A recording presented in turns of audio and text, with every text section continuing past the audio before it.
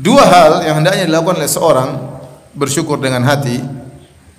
Yang pertama, dia harus hadirkan dalam hatinya bahwasanya segala kenikmatan yang dia rasakan adalah murni dari Allah Subhanahu wa taala. Saya ulangi, segala kenikmatan yang dia rasakan murni dari Allah Subhanahu wa taala, bukan dari yang lainnya. Dia meyakini firman Allah Subhanahu wa taala, "Wa ma bikum min ni'matin faminallah."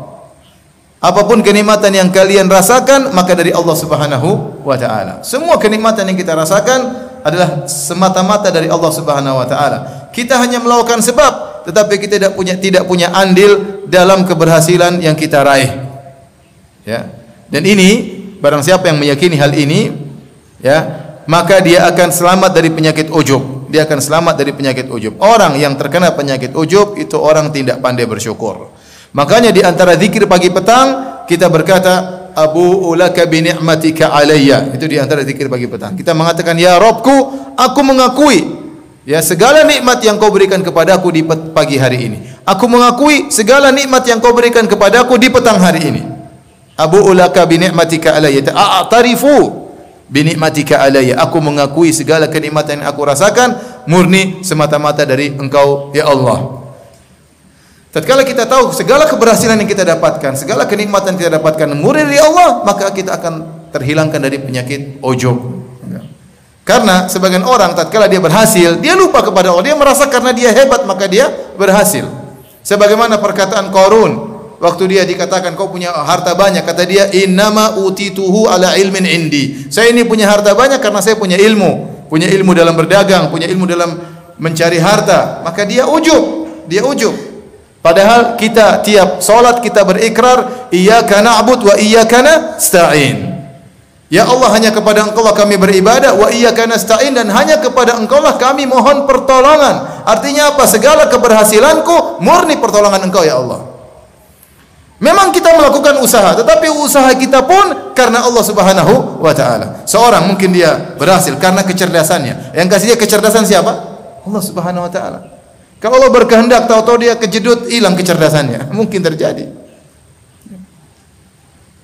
Tahu-tahu Allah cabut kesehatannya, percuma kesehatannya.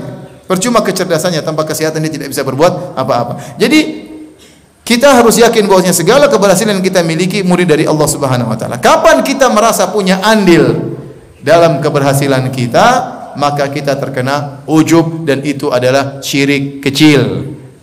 Syirik kecil yang bisa menggugurkan amal seseorang. Ya, fal ujuba fahdharhu innal ujuba mujtarifun a'mala sahibihi fi sailihil arimi. Waspadalah terhadap ujub. Sungguhnya ujub itu bisa menggeret amal pelakunya, ya, sehingga terbuang, tidak ada nilainya sama sekali. Maka seorang waspada. Apa itu ujub? Kenapa dikatakan syirik kecil? Karena dia merasa bukan cuma Allah semata yang buat dia berhasil, tapi dia juga punya andil dalam keberhasilan tersebut.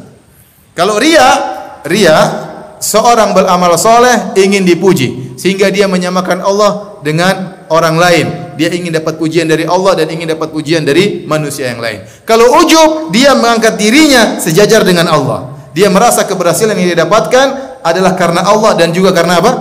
Karena dirinya. Dan itu sangat berbahaya. Seorang jangan sampai dia kemudian mendapat gelar, ya, dia merasa karena saya pintar, karena saya ini, karena saya ini. Benar engkau melakukan sebab, tapi jangan sampai hilang dari benakmu. Kau menyangka bahwasanya karena kau hebat makanya kau berhasil. Saya sering sampaikan bahwasanya kekayaan tidak berbanding lurus dengan kecerdasan. Betapa banyak orang cerdas tidak kaya, iya atau tidak? Jangan sampai seorang mengatakan saya kaya karena saya cerdas. Ada lagi yang berkata saya kaya karena saya banyak pengalaman. Saya katakan banyaknya pengalaman tidak berbanding lurus dengan kekayaan. Betapa banyak orang kerja pengalamannya 100 pengalaman tetap miskin. Kenapa? Pengalamannya selalu jadi anak buah. Ada orang tidak sekolah, kemudian dia berdoa, dengan berdoa Allah kasih dia kaya, gampang. Bisa. Ada orang mungkin tidak berdoa, mungkin bahlul, tahu-tahu bapaknya kaya raya, dapat warisan kaya raya, selesai. Maksud saya, ya ikhwan, ya maksud saya, ya, jangan sampai kita merasa kita berhasil karena kita. Kapan kita merasa kita berhasil karena kita, maka kita terkena penyakit ujub, maka kita tidak bersyukur. Orang yang ujub itu orang yang tidak bersyukur. Tetapi tatkala dia tahu kenikmatan semuanya dari Allah, dia senantiasa bersyukur kepada Allah. Dia khawatir sewaktu-waktu Allah bisa mencabut nikmat tersebut. Dia berusaha menjaga nikmat tersebut karena dia tahu murni dari Allah Subhanahu wa taala.